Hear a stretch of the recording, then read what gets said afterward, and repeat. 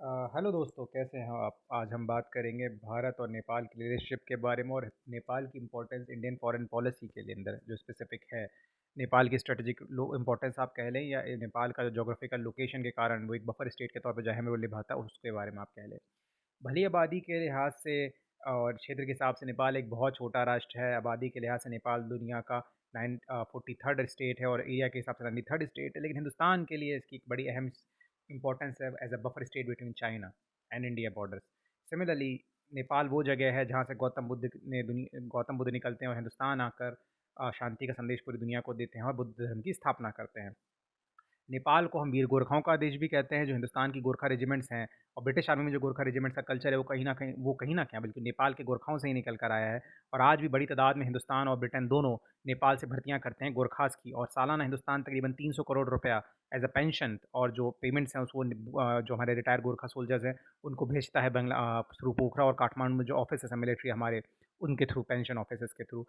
जो नेपाल है उसका कल्चर का जो जिस नेपाली कल्चर को हम जानते हैं वो काफ़ी एक लंबी प्रोसेस से होकर निकलता है। नेशन स्टेट के तौर पे जो नेपाल की आइडेंटिटी है वो तकरीबन तकरीबन 18वीं शताब्दी में निकल कर आती है, जब जो अलग अलग छोटे छोटे राज्य थे, चाहे वो निवारियों के राज्य हों, चाहे वो कंचनपुर दरबार हो, चाहे वो मल्लास हो, चाहे वो नेवारीज़ हों, चाहे कीरत हो, इनके इलाकों को जब गोरखास जीतते हैं 18वीं शताब्दी के आसपास, और पृथ्वी नारायण शाह के नेतृत्व में नेपाल का जो स्थापना होती है एक शाह डायनेस्टी के देश के तौर पर, वहाँ से मॉडर्न नेपाल निकल कर आता है कहीं न कहीं, जो गोरखा राज्य की स्थापना है। और यहाँ समझने की कोशिश कीजिए, जो नेपाल इसके पहले जो वहाँ पर था एनिमिज़्म, जो हम कहते हैं जो प्रकृतिवाद धर्म था, उसका प्रभाव था। लेकिन जब मुगलों का दौर हिंदुस्तान में आता है, उस दौर में काफ़ी तादाद में जो कास्ट हिंदूज़ हैं वो नेपाल में जाते हैं, और वहाँ पे जो नेपाली हिंदू कल्चर है जिसको हम आज जानते हैं कास्ट हिंदूज कल्चर, वो डेवलप होता है। इसलिए आप जब देखेंगे जो नेपाल का हिंदुज़म हमसे थोड़ा अलग है, उसमें बुद्धिज़्म और एनिमिज़्म के भी एसेंस हैं आज भी। तो ये दिखाता है कि वहाँ मिक्सचर ऑफ रिलीजन है, कल्चर को मिक्सचर से एक कल्चर, यूनिक कल्चर निकल कर आता है, उसको हम नेपाली कल्चर कहते हैं। और जो नेपाल का जो कल्चर है वो सेंटर्ड है अराउंड काठमांडू वैली। जो इसके जो फ्रंटियर्स हैं वो तराई हैं और ऊपर हिमालय के इलाके हैं, और ये दोनों इलाकों के लोगों का हमेशा से ये कहना है कि जो पहाड़ के लोग हैं, जो बीच का इलाका है, जो पहाड़ का इलाका कहते हैं, हिमालय का इलाका अलग है, तराई का उनके नेशनल एंथम में भी आता है तराई पहाड़ हिमालय। तो जो पहाड़ के लोग हैं, जो काठमांडू वैली के लोग हैं, ये डोमिनेंस अपना बना के रखना चाहते हैं और रखते हैं शुरू से, मिलिट्री हो चाहे पॉलिटी पे हो। और इसी कारण नेपाल में अब ये जो मधेशी मूवमेंट है, जो सिविल वॉर हुआ, कहीं न कहीं इसमें इसने एक अहम रोल निभाया बाद के दौर में।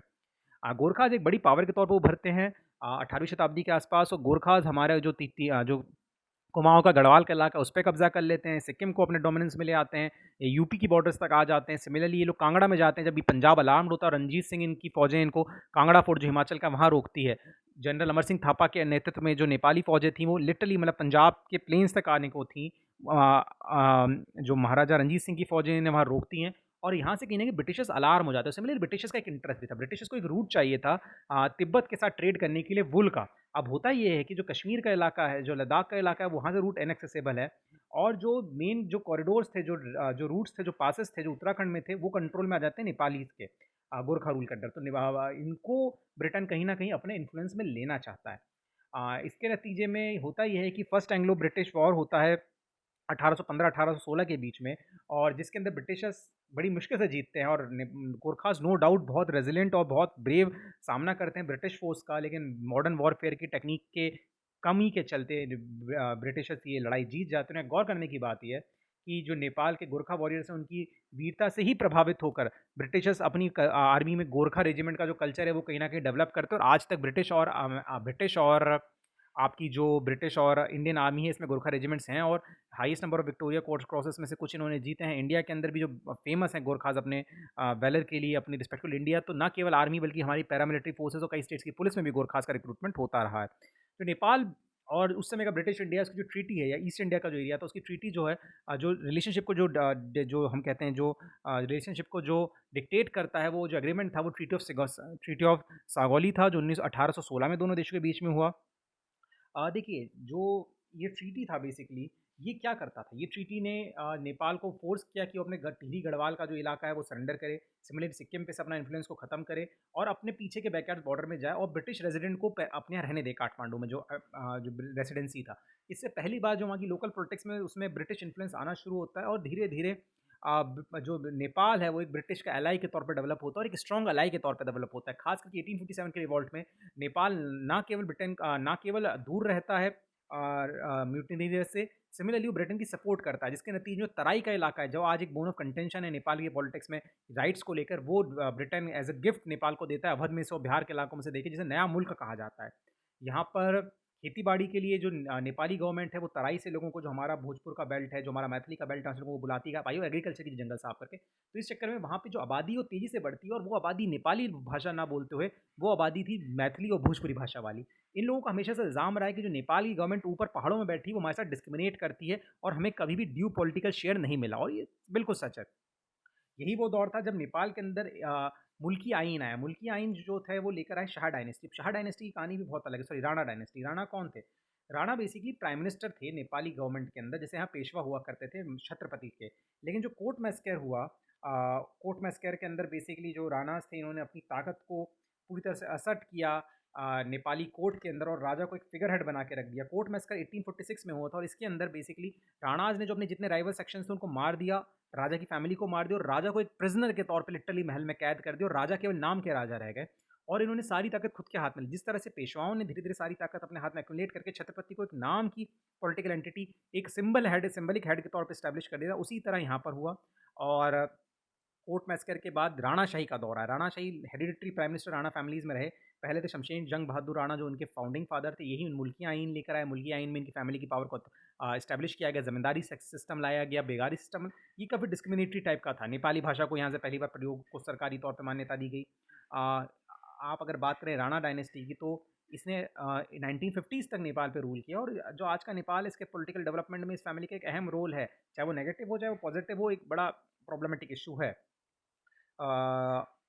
यहाँ समझने की बात है कि 1923 की ट्रीटी में यूके नेपाल को एक इंडिपेंडेंट एंटिटी के तौर पर एक्सेप्ट करता है, और साथ के साथ कहीं ना कहीं यहाँ से एक उसको एक इंडिपेंडेंट सोवरेन नेशन के तौर पे मानना शुरू करता है। और यही जो ट्रीटी थी 1947 तक नेपाल और ब्रिटेन के, या जो हम कहते हैं नेपाल और ब्रिटिश इंडिया है, इसके बीच की जो रिलेशनशिप है उसको डिक्टेट करती रही।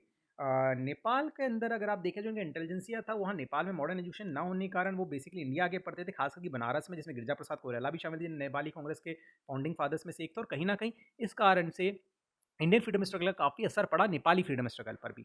और जो नेपाली फ्रीडम स्ट्रगल, अगर हम उसकी बात करें, तो नेपाली फ्रीडम स्ट्रगल किसी से आज़ादी नहीं थी, वो एक डेमोक्रेटिक मूवमेंट था, जिसमें शाह डायनेस्टी को आगे लेते हुए राणाशाही को ख़त्म करना मकसद था।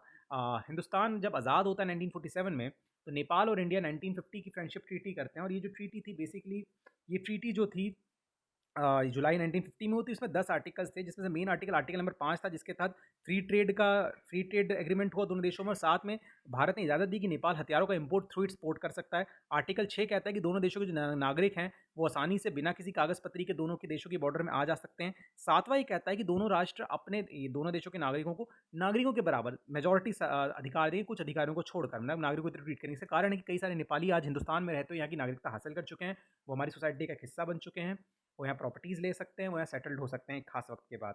लेकिन नेपालीज़ ने इस ट्रीटी को हमेशा अनइक्वल के तौर पे देखा, खास करके बिकॉज उनको ये लगा कि कहीं ना कहीं ये ट्रीटी एक प्रेशराइजेशन वाली ट्रीटी, और इसमें इक्वल ग्राउंड नहीं दिया, क्योंकि बिकॉज उनको डर था कि इस ट्रीटी के चक्कर में कहीं जो इंडियन कैपिटलिस्ट हैं, इंडियन ट्रेडर्स हैं या इंडियंस हैं, ये कहीं नेपाल को मतलब एक अपनी नई कॉलोनी ना बना ले, न्यू कॉलोनी ना बना ले, और नेपाल की सोवरेनिटी पे खतरा ना आ जाए और डेमोग्राफी शिफ्ट ना हो जाएगी। नेपाल की डेमोग्राफी बहुत फ्रेजाइल है।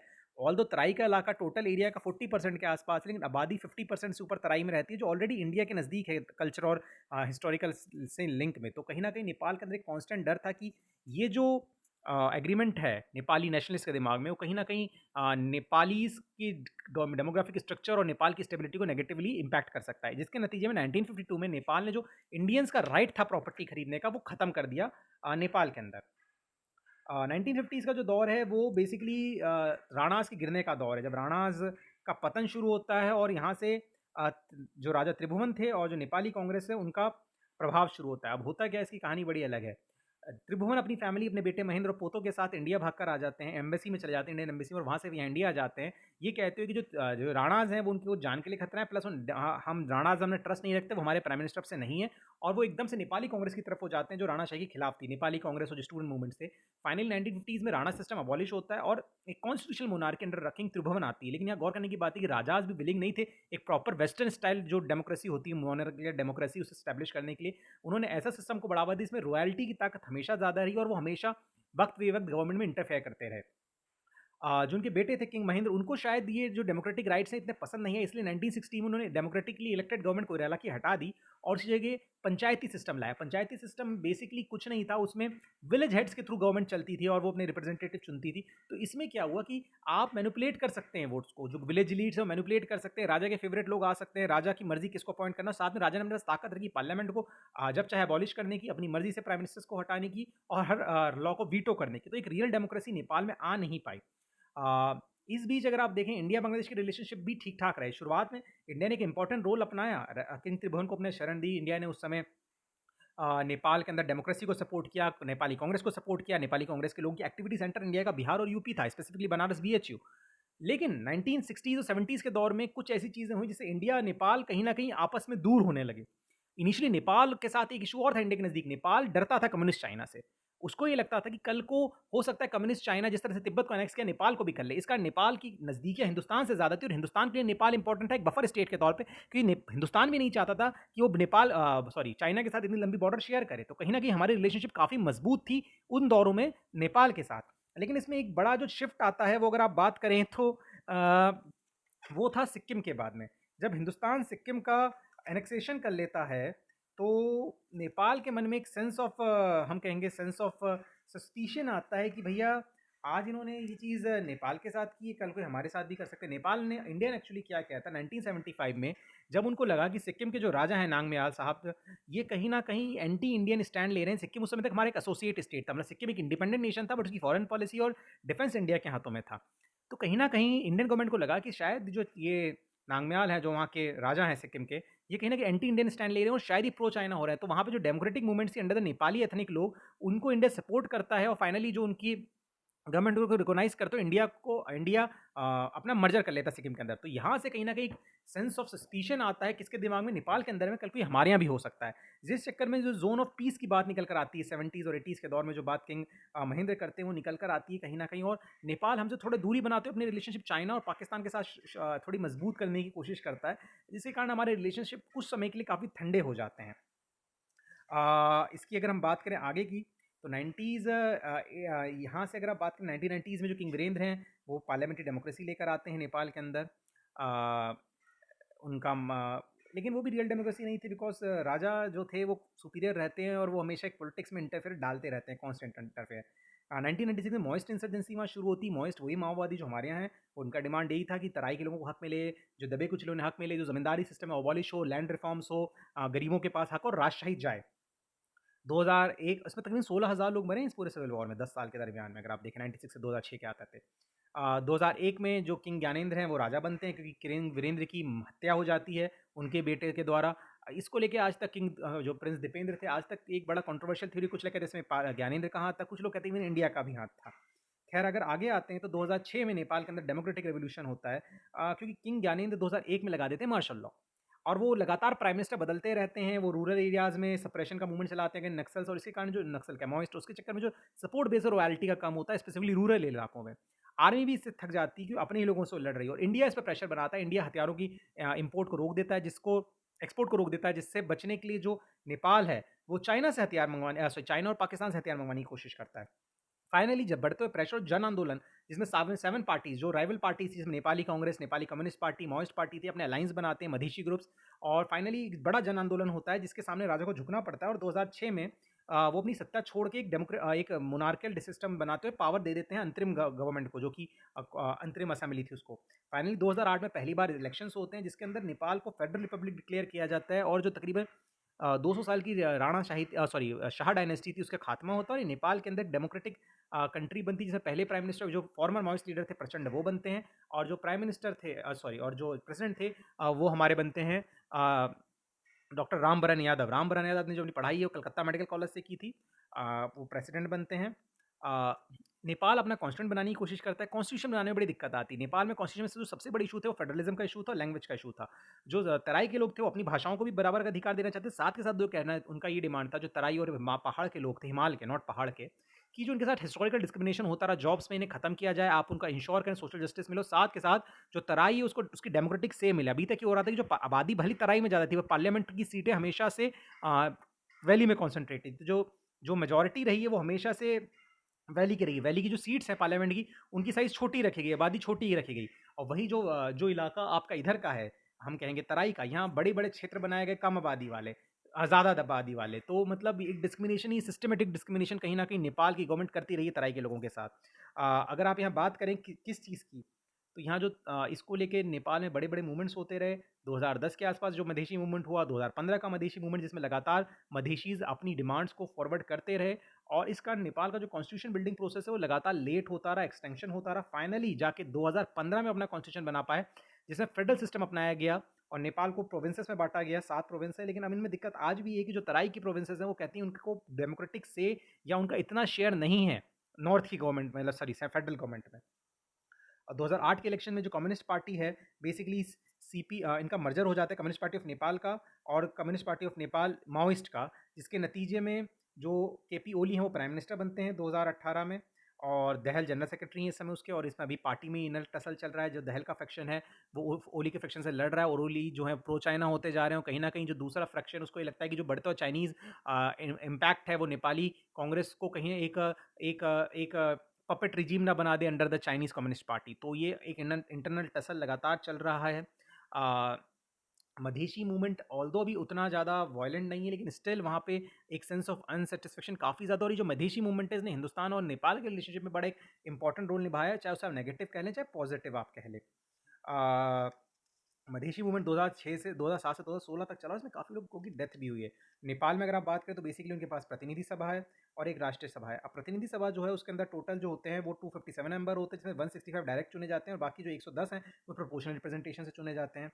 और जो राष्ट्रीय सभा है, इसमें 59 मेंबर है, जो कि 7 जो प्रांत है उसमें से बराबर से 8 के तौर पर चुने जाते हैं। मधेशी लोग कौन है जो भारत, मधेशी वो लोग हैं जैसे मैंने बताया 18वीं शताब्दी में जो लोग नेपाल जाते हैं, नेपाल के उन नए मुल्क के इलाके के अंदर खेती बाड़ी करने, उनको उठाने के लिए, और उन इलाकों में सेट होते हैं। इनके साथ डिस्क्रिमिनेशन हमेशा से रहा कि कहते हैं हमारे साथ बराबरी का बिहेव नहीं किया गया। 1952 का जो सिटीजनशिप एक्ट था उसमें ये कहा गया जो जने 5 साल से रह रहे हैं नेपाल के अंदर उन क्षेत्रों में, उन्हें नागरिक मान लिया जाएगा। लेकिन 1963 में जब नेपाल को लगता है कि इससे कहीं ना कहीं इंडियंस का वर्चस्व वहाँ बढ़ रहा है, जो इंडिया से निकले हुए लोग हैं, तो ये लोग लेकर आते हैं कि नागरिकता क्यों नहीं मिलेगी जिसे नेपाली पढ़ना और लिखना आती है। इस चक्कर में काफ़ी सारे लाखों की तादाद में मधेशी जो सालों से भोजपुरी मैथिली बोल रहे हैं वो सडनली सेकंड क्लास सिटीजन हो गए, बिकॉज आपको नेपाली नहीं आती। आपके की नेपाली है ही नहीं भाषा, ये क्षेत्र की भाषा नहीं है, लेकिन आपको क्योंकि नेपाली नहीं आती इसलिए अब आपसे आप सेकंड क्लास सिटीजन हो गए। तो इसके कारण आपके उस समय तो क्योंकि मोनार्की इतना प्रोटेस्ट नहीं हुआ, लेकिन हाँ एक जो दोनों देशों के बीच में, दोनों क्षेत्रों के बीच में जो एक विवाद है वो कहीं ना कहीं बढ़ता गया और जो दूरी है वो बढ़ी। 2006 में अगर आप बात करें तो आबादी के तौर पर ये इलाका नेपाल की आबादी का, मैं सॉरी गलती मैंने पहले बोला था कि 40% नहीं, एरिया वाइज ये 21% है, लेकिन आबादी के हिसाब से ये 48.5% है। मैं मेरा करेक्शन करूंगा जो मैंने पहले बोला था एरिया वाइज। 2015 का नेपाली ब्लॉकेज, इसके पहले इंडिया ने 1989 में जो ब्लॉकेज किया था इकोनॉमिक को, कहीं ना कहीं मधेशी इशूज़ के कारण से 1989 में जो किंग वीरेंद्र थे उस दौर में मधेशी इशू और डेमोक्रेटिक मूवमेंट जब तेज़ी से चली, जब यहाँ पे लगा कि किंग वीरेंद्र डेमोक्रेसी को दबा रहे हैं और मधेशी के राइट्स को दबा रहे हैं, तो उस दौर में इंडिया ने इकोनॉमिक ब्लॉकेज कर दिया था। इसका नेपाली जीडीपी श्रंक हो गई थी आधे से भी कम, उनका पूरा का पूरा फॉरेन ट्रेड नेगेटिव में चला गया था, बैलेंस ऑफ पेमेंट का दिक्कत आ गया था, एनर्जी पूरा का पूरा एनर्जी रिसोर्स उनका खत्म हो गया था, क्योंकि सारा एनर्जी के लिए नेपाल इंडिया पर डिपेंडेंट है, ऑयल गैस के लिए, हथियारों। तो यहाँ से कहीं न कहीं नेपाल थोड़ा चाइना और पाकिस्तान की तरफ भी टिल्ट हुआ था, इसमें कोई शक नहीं है। सिमिलरली 2015 में बिहार इलेक्शन के वक़्त हम ब्लॉकेट करते हैं, कई लोग उसके टाइमिंग को लेके सवाल उठते हैं कि ये कहीं न कहीं एक हमारा इंडिया का डोमेस्टिक पॉलिटिक्स को साधने का तरीका था।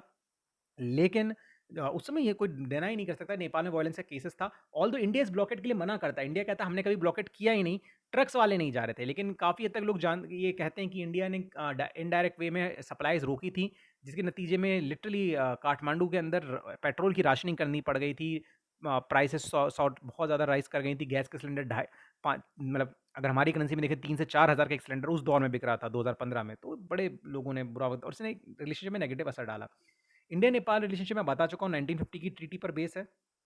1975 में नेपाल ने जोन ऑफ पीस का जो वो दिया कॉन्सेप्ट किंग ने, वो क्या था? वो बेसिकली वो ये था कि भाई देखिए India, Bangla, China, India, Pakistan ये सब लड़ रहे हैं, कांस्टेंट है साउथ एशिया में, तो नेपाल को जोन ऑफ पीस बनाया जाए। उधर चाइना प्रेशर डाल रहा है। जोन ऑफ पीस का मतलब ये कि भैया हम इन्वॉल्व नहीं होंगे, इंडिया और ये जो बड़ी पावर्स हैं ये हमारे डोमेस्टिक इश्यूज़ में इंटरफेयर ना करें, हम पे प्रेशर ना डालें, एक शांति का क्षेत्र। पर इंडिया ने इस चीज़ को रिजेक्ट कर दिया, बोला ऐसा कुछ है ही नहीं। 1989 में हमने ब्लॉकेट किया, जिसके कारण जो नेपाल का जो ट्रेड ट्रांजिट रुकने से जीडीपी 97% से गिर के 9.7 से गिर के जीडीपी ग्रोथ 1988 की 1989 में 1.5% पे आ गई थी।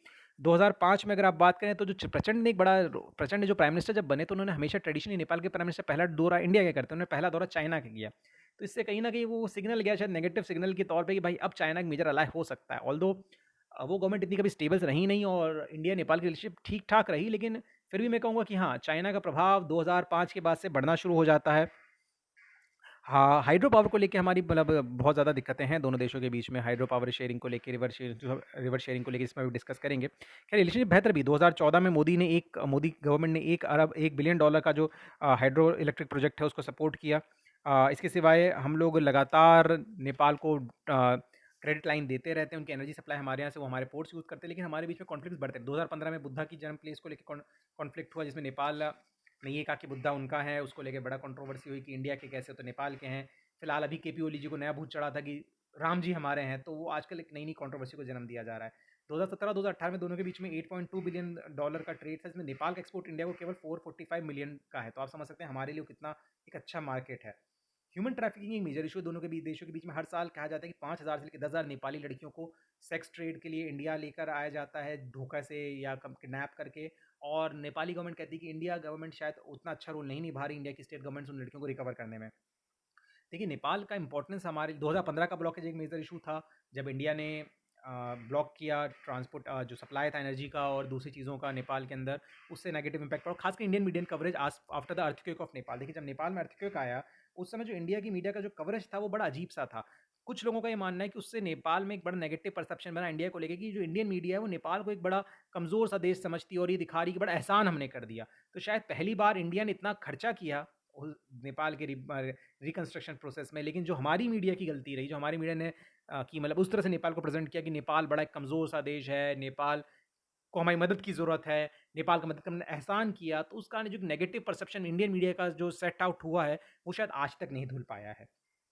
इंडिया नेपाल जो है वो बेसिकली नेपाल जो है इंडिया और चाइना के बीच में बफर है, और जो हमारी बॉर्डर्स हैं नेपाल के साथ वो करीबन 1751 किलोमीटर की। और इसमें कई डिस्प्यूट्स भी हैं, जिसमें काला पानी डिस्प्यूट जिसको लेकर भी बातचीत चल रही है, सुस्ता वैली का डिस्प्यूट है उसको लेकर हमारी बात चल रही है, काला पानी को लेकर इशू है। तो ये जो प्रॉब्लम्स हैं ये काफ़ी ज़्यादा दिक्कतें क्रिएट आज के दौर में स्पेसिफिकली कर रही हैं जो इंडिया नेपाल के रिलेशनशिप हैं। और हमारे रिलेशनशिप कहीं ना कहीं तक हम कहेंगे जो एक कांस्टेंट टसल वाले हो गए हैं पिछले कुछ दौर में। और इसमें चाइना ने बड़ा एक इंपॉर्टेंट रोल प्ले किया है। चाइना नेपाल को अपने घेरे में करना चाहता है जिससे वो इंडिया पे प्रेशर बिल्डअप करे। तो फिलहाल हम डिस्कस करेंगे जो मेजर इशूज हैं। पहला जो है कोसी बैराज, इंडिया का नेपाल का ये मानना है कि इंडिया जो कोसी बैराज है उसका प्रॉपर मेंटेनेंस नहीं करता, जिसके बीच के कारण लगातार वहाँ बाढ़ आ जाती है और नेपाल को सफ़र करना पड़ता है। साथ में जो मेंटेनेंस की रिस्पॉन्सिबिलिटी बिहार गवर्नमेंट और इंडियन गवर्नमेंट की वो नहीं निभाता। वहीं वहीं पे बिहार गवर्नमेंट का ये इल्ज़ाम शुरू से रहा है कि जो नेपाल की गवर्नमेंट है वो उनको प्रॉपरली मेंटेन नहीं करने देती, इंटरफेयर करती है, और कई जगह इवन ब्रीच भी किया है उन लोगों ने मतलब टाइमली मेंटेनेंस में नहीं करने दिया, जिससे कि जो जब फ्लड आई कोसी की तो उसका इल्ज़ाम उन्होंने नेपाल पर लगाया। अब ये तो देखिए दो देश हैं कांस्टेंट एक दूसरे पे इल्ज़ाम लगाते रहते हैं, फॉरेन पॉलिसी से ही कहते हैं कभी आप कभी आप। 2015 का अर्थक्वेक जैसा कि मैंने बताया उसमें जो इंडियन मीडिया का परसेप्शन था उसने बड़ा नेगेटिव रोल क्रिएट किया। अगर हम बात करें काला पानी डिस्प्यूट की और सुस्ता वैली डिस्प्यूट की, तो ये क्या है? देखिए काला पानी का जो इशू है, काला पानी में लिपुक पास को जो मानसरोवर का रास्ता है उसको लेके दिक्कत है। नेपाल जो है वो ये कहता है कि पूरा का पूरा लिपुक पास का एरिया उनका है, जबकि उस पर कंट्रोल इंडिया का है शुरू से। ये बेसिकली माना गया था जो नदी है काला पानी का इलाका, ये जो ये नदी जो हम कहेंगे कि किस तरह से जो कि रिवर जो है, जो वेस्ट काली रिवर है वो उसका उद्गम क्या है। बेसिकली जो सागौली की ट्रीटी थी उसमें ये कहा गया कि जो वेस्ट काली का अ, इस तरफ का इलाका है वो नेपाल का होगा और इस तरफ का इलाका इंडिया का होगा। अब इसमें दिक्कत ये है कि जो नेपाल की गवर्नमेंट है वो कहती जो मेन रिवर का सोर्स है उसको लेके लड़ाई है। नेपाल का ये मानना है कि भैया जो वेस्ट साइड है काली रिवर की वो कौन-सी है? मतलब क्योंकि ये माना गया कि जो वेस्ट का इलाका है वो नेपाल का और इस तरफ का इलाका इंडिया का आएगा। तो उनका ये कहना है कि भैया आप जिसको बॉर्डर लाइन मानते हैं, आप जिसको काली रिवर मानते हैं, वो काली रिवर नहीं, वो उसकी ट्रिब्यूटरी काली रिवर जो है वो और ईस्टवर्ड है, और जिसके चक्कर में वो जो इलाका है तकरीबन 400 स्क्वायर किलोमीटर का वो हमारा है। तो ये एक प्रॉब्लमेटिक सिचुएशन को वहाँ कहीं न कहीं क्रिएट हो रहा है। सिमिलरली सुस्ता विलेज को लेके जो लड़ाई है कि जो हम ये बॉर्डर दोनों देशों के बीच में जो है गंडक गंडक रिवर को लेकर थी। अब गंडक रिवर ने रास्ता बदल लिया, तो जो जो नदी पहले इस तरफ थी गाँव के, वो उस तरफ हो गई। अब नेपाल कहता है कि भैया वो इलाका हमारा है, जबकि कंट्रोल उस पे इंडिया का है। तो ये जो अब नदियों का जो रूट चेंज करने के कारण जो दिक्कत आ रही है, वो एक। और कहीं न कहीं नेपाल ने पिछले कुछ सालों में इस चीज़ को बड़ा ज़ोर-शोर से अपने पार्लियामेंट से, काला पानी का इलाका, इसको उसने अपने मैप में शामिल कर लिया कि वो असर्ट करना चाहता है कि भाई देखिए, हम इंडिया, हम भी बराबर के देश हैं और हम आपको चैलेंज कर सकते हैं। ऑल्दो प्रैक्टिकली पॉसिबल नहीं है एक लिमिट से ज़्यादा इंडिया को चैलेंज करना, लेकिन चाइना के इन्फ्लुएंस में आके नेपाल ये हरकतें शायद कर रहा है, ऐसा काफ़ी लोगों का मानना है। तो अभी जो बेसिकली, अच्छा दूसरी चीज़ ये कि जो लिपुक पास है, जो इंडिया ने 1997 में खोला, इससे नेपाल को बड़ी प्रॉब्लम हुई। इनिशियली जो इंडिया का जो ट्रेड होता था थ्रू मानसरोवर, वो होता था नेपाल के थ्रू। लेकिन जब हमने लिपुक पास को खोल दिया ट्रेड के लिए, तो जो लोग यहाँ से नेपाल जाके ट्रेड करते थे, तो उन्हें जाना छोड़ दिया, जिसका नेपाल को लगा यार ये तो हमारी इकोनॉमी पे प्रॉब्लमेटिक है। तो इंडिया ने कहा जी नहीं, लिपुक पास भी हमारा है। आप जो बॉर्डर मानते हैं काली रिवर के इस तरफ, वो इस तरफ नहीं, वो लिपुक पास के पास से जो एक छोटा सा नाला निकल रहा है, छोटी सी जो नदी निकल रही है, वहाँ वो मेन लिंक है रिवर की, और वो सोर्स है काली रिवर का, और वहाँ से बॉर्डर मानी जाएगी। तो ये कहीं न कहीं एक डर भी है कि व्हाट कैन आई से, कि जो ट्रेड पे उनके नेगेटिव इम्पैक्ट पड़ा वो भी है। और इसमें कहीं न कहीं चाइना का रोल बहुत ज़्यादा प्रोमिनेंट है। देखिए, चाइना का रोल इसमें इसलिए प्रोमिनेंट है बिकॉज़ चाइना चाहता है कि नेपाल उसके इस एरिया ऑफ इन्फ्लुएंस में आए, उसके ज़ोन ऑफ इन्फ्लुएंस में आए, और इंडिया और नेपाल की जो रिलेशनशिप की अगर मजबूती है तो एक प्रॉब्लम है उसके लिए। इसलिए चाइना कहीं न कहीं प्रमोट कर रहा है इस तरह के प्रॉब्लम्स को, इस तरह के ट्रबल्स को बढ़ाना। तो ये जो काला पानी डिस्प्यूट है, ये उत्तराखंड और सुदूर पश्चिम स्टेट के बीच में, west side of Kali river को लेकर, ये एक प्रॉब्लमेटिक इशू, और अब नेपाल तो कहता है पूरा का पूरा इसका हो चुका है। तो ये चीज़ें क्यों उठाई जा रही हैं इस वक्त? ये चीज़ें इसलिए उठाई जा रही हैं कि रिलेशनशिप में नॉर्मलसी ना आए, और कहीं ना कहीं ऐसे स्टेटमेंट्स लगातार दिए जाते रहें जिससे कि प्रॉब्लम क्रिएट हो रही है दोनों साइड से, और इस दफ़ा नेपाल की तरफ से ज़्यादा है। हालांकि रिलेशनशिप में नॉर्मलसी अभी भी आने की कोशिश है। रिसेंटली हमारे जो आर्मी चीफ नरवाने, ये नेपाल और इंडिया के बीच में बड़ी अनोखी प्रथा है कि दोनों देशों के सेनाध्यक्षों को मानद जनरल की उपाधि दी जाती है। तो हमारे आर्मी चीफ अभी गए हैं चंद दिन पहले, और उनको नेपाल में मानद जनरल की उपाधि दी गई है। नेपाली आर्मी के ज़्यादातर आर्मी ऑफिसर्स आज भी आईएमए में ट्रेड होते हैं। तो कहीं ना कहीं रिलेशनशिप आज भी बहुत स्ट्रांग है, लेकिन उनमें कशीदगियाँ पैदा की जा रही हैं, जिसमें चाइना का एक रोल बहुत इंपॉर्टेंट है। देखिए, चाइना, इंडिया को सालों लग गए जयनगर और जनकपुर की रेलवे लाइन बनाने में। चाइना प्लान कर रहा है काठमांडू तक रेलवे लाइन लेकर उसे आगे तक, तराई तक लाने के लिए। ऑल्दो ये ट्रेड लिंक के हमारे लिए अच्छा हो सकता है, लेकिन समझना होगा कि वो हमारे लिए कितना प्रॉब्लमेटिक हो सकता है अगर Nepal influence, zone of influence में चले जाए चाइना के। तो उस केस में हमारी बॉर्डर्स पर प्रेशर पड़ेगा, और वॉर टाइम में शायद दिक्कत आए। इसीलिए नेपाल की डोमेस्टिक पॉलिटिक्स में इंटरफेयर करने के इल्ज़ाम जो इंडिया पे लगते रहे हैं, वो शायद इसीलिए रहे हैं कि नेपाली नेशनलिस्ट का ये मानना है कि नेपाल की पॉलिटिक्स में इंडिया इसलिए इंटरफेयर करता है कि इंडिया हमेशा से चाहता है कि नेपाल उसके जोन ऑफ इन्फ्लुएंस में रहे, ताकि वो एक बफर स्टेट के तौर पे एक प्रॉपर काम आता रहे। तो नेपाल के साथ रोटी बेटी का संबंध है, नेपाल के साथ हमारे इकोनॉमिक संबंध है, कल्चर संबंध बिल्कुल हैं, लेकिन प्रॉब्लम्स भी उतने हैं, जिसमें बॉर्डर डिस्प्यूट है, जिसमें negative perception created by media है, जिसमें ह्यूमन ट्रैफिकिंग है, जिसमें स्मगलिंग है। दोनों देशों के बीच स्मगलिंग बहुत होती है। ओपन बॉर्डर आप कहाँ रोकेंगे? नमक, जो चीज़ें यहाँ सस्ती हैं वो वहाँ महंगी है, जो वहाँ महंगी है वो यहाँ सस्ती हैं। दोनों देशों में मज़े से इकोनॉमी है पैरेलल, यूपी बिहार के कई गाँवों में वहाँ के लोग स्मगलिंग्स में लगे हुए हैं। बॉर्डर्स क्लियर नहीं है, बॉर्डर पोस्ट बीच में गायब हो गए थे दोनों देशों के बीच में, जिससे विवाद की स्थिति बनी थी, फिर दोबारा से नए बॉर्डर से खंभे लगाए गए। पहली बार ऐसा हुआ है कि नेपाल ने अपनी आर्मी खड़ी करी है सुदूर पश्चिम प्रांत में, इंडिया के सामने, लिपुक पास के वाले एरिया में। लेकिन अभी नेपाल के लिए एकदम से टेंस सिचुएशन, खास करके जो प्राइम मिनिस्टर के लिए बनी है, वो इसलिए बनी कि चाइना ने कुछ नेपाली गांवों पे कब्जा कर लिया है सॉर्ट ऑफ वन, और अब नेपाली जो चरवाहे होते हैं, जो सर्दी गर्मियों के दिनों में वहाँ जाते हैं, सर्दी के नीचे आते हैं, उनको वहाँ जाने नहीं दे रहे, उनके जो टेम्प्रेरी गाँव हैं। तो भाई दांव शायद उल्टा पड़ता दिख रहा है फिलहाल केपी ओली का, और केपी ओली की सिचुएशन बड़ी कमज़ोर हो रही है इस समय खुद नेपाली कम्युनिस्ट पार्टी में। तो अभी देखना होगा कि आगे चल के रिलेशनशिप किस तरह से डेवलप होती है और किस और जाती है। Otherwise no doubt Nepal is an important ally of India, and we have to maintain strong relationship with Nepal if we want secure borders, because it is in a very important buffer state, no doubt about it. Thanks. If you have any questions, you can ask.